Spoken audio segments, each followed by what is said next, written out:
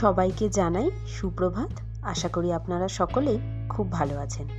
আজ হলো বৃহস্পতিবার, টাইমটা ঠিক মনে নেই, যতটা সম্ভব হয়তো এই সময় 9:30 মতো বাজবে। যাচ্ছি এখন নিচে। আজ যেহেতু বৃহস্পতিবার তাই ভাবলাম একটু ওই বাগানটাতে গিয়ে কয়েকটা ফুল তুলে নিয়ে আসি। অন্যান্য দিনগুলোতে তো আসা হয় না, তাই চেষ্টা করছি এখন বৃহস্পতিবার হোক বা পুজো আচ্চার কোনো দিন হোক, সেই সমস্ত দিনগুলোতে একটু ফুল দিয়ে পুজো দেবো। তাহলে কিন্তু ঠাকুরের সিংহাসনটা দেখতেও বেশ ভালো লাগে, বেশ ভরাট ভরাট। আর এই সময় বৃষ্টিটাও যেহেতু নেই, তাই আর কি এই সময়টাতেই চলে এলাম। এ বাবা, এসে দেখছি দেখুন একটা ওই কমলা কালারের ফুলগুলো নেই, আর দূর থেকে যদিও বা কয়েকটা দেখা যাচ্ছে তাও একেবারে মূর্ছা গেছে। এত পরিমাণ বৃষ্টি হচ্ছে, জলের কারণে না ফুলগুলো নষ্ট হয়ে গেছে। কি আর করব, চলুন কয়েকটা গাঁদা ফুলই ছিঁড়ে নিই। ওই ফুলগুলি থাকলে এই গাঁদা ফুলগুলোকে আমি আর তুলতাম না। এই গাছে এই ফুল দেখতে বেশ ভালো লাগে, আর ওগুলো তো একসাথে অনেক কটা ফুটে থাকে, তাই কয়েকটা তুলে নিলেও দেখতে অতটা খারাপ লাগে না গাছগুলো। কিন্তু আজ আর উপায় নেই, তাই এখান থেকেই কয়েকটা তুলে নিচ্ছি। চলুন, হয়ে গেছে, আর বেশি নেব না। দাঁড়ান, আপনাদেরকে আমাদের বাড়ির মালিকের এই বারান্দাখানি দেখাই। এই বারান্দাখানি দেখতে আমার এত ভালো লাগে, মনে হয় যেন সকালের দিকটা বা বিকেলের কোনো একটা সময় একটা আরাম কেদারায় বসে চায়ে চুমুক দিতে দিতে বাইরেটার দিকে খানিকটা সময় তাকিয়ে থাকলেই যেন সমস্ত ক্লান্তি একেবারে দূর হয়ে যাবে। আর তার সামনে এরকম রং বেরঙের নানান ফুল গাছ, আর তার সাথে আরও অসংখ্য গাছ তো রয়েইছে। আর এই বৃষ্টির জন্য সবুজ সবুজ ঘাসগুলো এত সুন্দর বেরিয়েছে, বাইরেটাতে তাকিয়ে থাকলে চোখটারও যেন অনেকটাই শান্তি মেলে। দাঁড়ান, এখানে আবার কয়েকটাই কমলা ফুলগুলোকে দেখতে পেয়েছি। হ্যাঁ, এখানের ফুলগুলো না একটু ভালো রয়েছে। দাঁড়ান, এ কটাকেই একটুখানি তুলে ফেলি। চলো, হ্যাঁ হ্যাঁ, চলো চলে এসো। এই গাছগুলো লাগানো ছিল, এগুলো সব কেটে দিয়েছে কেন কি জানি। চল, হয়ে গেছে, একটুখানি ফুল পেয়েছি। চলুন, এলাম যখন একবারে ছাদটা থেকে ঘুরে যাই। এই ঘরটা থেকে চারিধারের পরিবেশটা দেখতে এত সুন্দর লাগে না, আর ছাদখানিতে আসলে যেন মনটা আরও জুড়িয়ে যায়। যতদূর চোখ যায় পাহাড় তো চারিদিকে দেখাই যায়, আর তার সাথে সবুজে মোড়া একদম লম্বা লম্বা গাছপালা, আর সাথে পেছন দিকের এই যে ক্যানালটি রয়েছে এটাকেও দেখতে লাগে অসম্ভব সুন্দর। ওই দেখুন, আবার লাল লাল জল যাচ্ছে, মানে চারিধারে আরো প্রচুর বৃষ্টি হয়েছে, সেখান থেকে এই লাল জলগুলি আসছে। চলুন যাই, আজ আর বেশিক্ষণ দাঁড়াবো না। রান্নাঘরের যে সিঙ্কটা রয়েছে সেটা থেকে আবার দেখছি খুব কম জল যাচ্ছে, নোংরা জমেছে বোধহয়, সেটাকে আবার পরিষ্কার করতে হবে। এখন গিয়ে সেটাই করব। এই কি করছিস তুই এগুলো? ওটা কি খোলা ছিল না বন্ধ ছিল? চলো চলো চলো, এগুলো ধরে না, না ওগুলো লোকের জিনিস, আবার পরে আসবো, আমার এখন কাজ আছে। চলো। আচ্ছা, এটা খোলা ছিল না বন্ধ ছিল সেটা বল, লোকের জিনিস না, তুই ধরে কি যে করিস না সত্যি। চল, থাক থাক থাক থাক থাক, আবার পরে নিয়ে আসবো, আমার এখন কাজ আছে। চলো।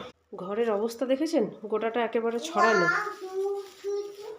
চলুন, ফুলটা এখানে রেখে দিই, স্নান টান করে তারপরে পুজো দেবো। রান্নাঘরটা গিয়ে পরিষ্কার করে ফেলি। এদিকে গরম জলও বসিয়ে দিয়েছি, দিয়ে ততক্ষণে সবজিগুলোও কেটে নিলাম যাতে সময়টা নষ্ট না হয়। এখানে আলু আর কাঁকরোল কেটেছি, এটা দিয়ে আজকে পাতলা করে একটু মাছের ঝোল করব। আর তার সাথে হবে উচ্ছে আলুটাও কেটে রেখে দিলাম। রান্নাঘরের এই কাজটা আগে কমপ্লিট করব, দিয়ে এসে ঝপাঝপ করে রান্না সারবো। কলটা যখনই জোরে খুলছি জলটা এরকম পুরো যাচ্ছে না, আটকে যাচ্ছে। এখানটা খুলে পরিষ্কার করতে হবে। স্নান টান এখনো হয়নি, ভাবলাম কাজটা তাহলে এখনই সেরে রাখি। এটাকে পরিষ্কার করব, দিয়ে স্নান টান সারবো। সকালের পর্ব শেষ করে চলে এসেছি এখন পুজো করতে। ঘড়িতে সময় দেখছি প্রায় 12:30টার দিকে এগোচ্ছে। আসলে রান্নাঘরের সিঙ্কটা পরিষ্কার করতে করতে না অনেকটা সময়ই চলে গেল। নোংরাও বেশ অনেকখানি হয়েছিল, তো সেটাকে একদম ঝাঁ চকচকাভাবে পরিষ্কার করে তবেই আর কি ছাড়লাম। শ্রীহানের বাবা কালকে 1 কেজি মতো আম এনেছিল, তো আনার পর আমের প্লাস্টিকটা যেই খুলেছি ওর থেকে এত সুন্দর গন্ধ বেরোচ্ছে, আর আমগুলোকে হাতে নিতেই মনে হলো যেন একদম গাছের পাড়া টাটকা হিমসাগর আম। তা বেশ ভালোই হলো, এমনিতেই আজকে বৃহস্পতিবার ছিল, আর তার উপর এবছরের প্রথম ফল দিয়ে ঠাকুরকে এখনো পুজোই দেওয়া হয়নি, তাই আর কি ঠাকুরের সিংহাসনে আজকে ফুল আর ফল দিয়ে পুজো দিয়ে বেশ কিন্তু ভালো লাগছে। চলুন, চলে এসেছি এবার রান্নাঘরে। কয়েকটা জিনিস না একটু রিফিল করতে হবে, সেই কাজটি এখন শুরু করে ফেলেছি। আর এদিকে হ্যান্ড ওয়াশের বোতলটা একটুখানি রিফিল করে দিই। হিমালয়ের হ্যান্ড ওয়াশের বোতলে এখন সন্তুরের হ্যান্ড ওয়াশ ঢালবো। বেসিনটা ছোট তো এই বোতলটা না ওখানে বেশ ভালো ফিট হয়, ওই জন্য এই বোতলটাকেই এখন হ্যান্ড ওয়াশের বোতল হিসেবে ব্যবহার করছি। একটু জলও দিয়ে দিলাম, গাঢ় তো হাতে পড়তেও আবার চায় না, একটু ঠান্ডা তো ওই জন্য জমেও যায়। নারকোল তেলগুলো পর্যন্ত এখনো জমে যাচ্ছে জানেন। গরম জলে ওটাকে দিয়ে তেলটা পাতলা হয়। এটা তো ওই জন্য একটুখানি জল দিয়ে দিলাম। হয়ে গেছে, এবার রান্নাবাড়ি শুরু করবো। এদিকে এদিকে এনাও এনাও, এই দেখো ম্যাঙ্গো নাও, আমি একটা খাই দিই, নাও হাঁ করো। নাও তুমি এবার নিয়ে যাও, চুপ করে বসে খাবে, দুষ্টু করবে না, ঠিক আছে? ধরো, ঠিক করে ধরো, পড়ে যাবে। চলো চলো চলো। আমগুলো কেটে দিলাম, ভাবলাম বসে বসে এটাকে নিয়ে খানিকক্ষণ সময় কাটাবে, কিন্তু তাকে এখন আবার টিভিও চালিয়ে দিতে হবে। আসলে একটু একটু ঝিরিঝিরি বৃষ্টিও হচ্ছে তো টিভিটাও এই সময় ঠিকঠাক চলতে চায় না, তো এখন চালালাম, দেখলাম বেশ ভালোই চলছে। তা যাই হোক, বসে বসে দেখুক। আর এদিকে চলে এসেছি আমি এখন রান্নাঘরে। আজকে বানাবো মাছের ঝোল।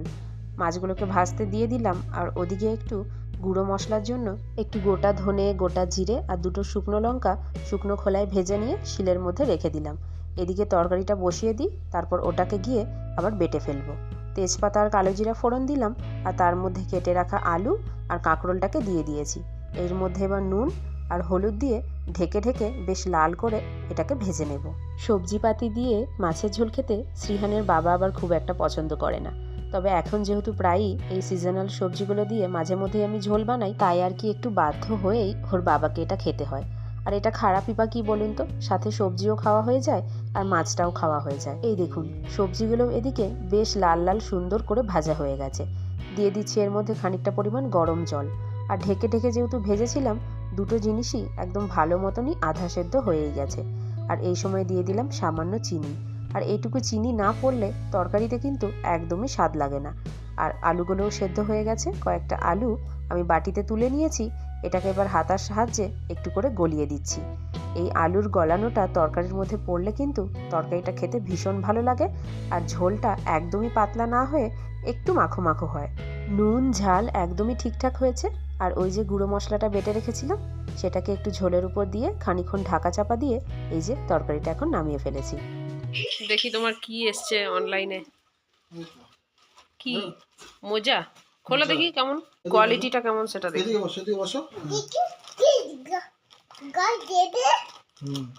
দাম কত নিয়েছে এটা? 280। Cotton copies. কালারগুলো কিন্তু বেশ ভালো, বাহ বেশ মোটা আছে কিন্তু। চারটে 280 টাকা, 70 টাকা করে পার পিস পড়েছে। চারটে কালার পরপর সাজা। এবার এটা কিসের থেকে অর্ডার করেছিলে? মিশো? না, তাহলে ফ্লিপকার্ট। কালারগুলো ভালো লাগছে, কাপড়টাও সুন্দর। এই যে সাজা এরকম, এই যে হ্যাঁ, ব্যাস ব্যাস ঠিক আছে। 2 এটা 3 এটা বেগুনি, একটা ছাই ছাই। এটা কত? 4। সরবুটা সরো, অ্যাশ কালার। ওটাকে অ্যাশ কালার বলে, অ্যাশ। এটা কি কালার কি জানি? এটা গ্রে কালার। ভালো লাগছে বেশ দেখতে। অ্যাশ কালারটাকে বাংলাতে ছাই কালার। আর গ্রেটাকে কি বলে? গ্রেটাকে কি বলে? গ্রেটাকে বলে আচ্ছা, এটাও গ্রে কালার, এটাও গ্রে কালার, এটা ডিপ আর এটা লাইট। ওটা বুকায়ের। ভালো লাগছে। চলো পরে যাও কাল থেকে। ওর বাবা নতুন মোজা কিনেছিল, দিয়ে ছাদে একদিন মেলেছে, ক্লিপ ঠিকঠাক মতো দেয়নি, সেই মোজা উড়ে লোকে চালে গিয়ে পড়েছে। জকির মোজাগুলো ছিল, একটা উড়ে চলে গেছে, আর একটা তারের মধ্যে ডিভোর্স হয়ে গেছে, লটকে বসে আছে। তো ওই জন্য আবার এই নতুন মোজা একবারে অর্ডার করে নিল অনেকগুলো। না ওঠাও, চল এবার তুই শুবি চ। চলুন, ব্লগটাও তাহলে আজকে এখানেই শেষ করছি। ভালো লাগলে একটা করে লাইক কমেন্ট শেয়ার করবেন। তাহলে সকলেই ভালো থাকবেন, সুস্থ থাকবেন। খুব তাড়াতাড়ি দেখা হবে পরের আরেকটি নতুন ব্লগে।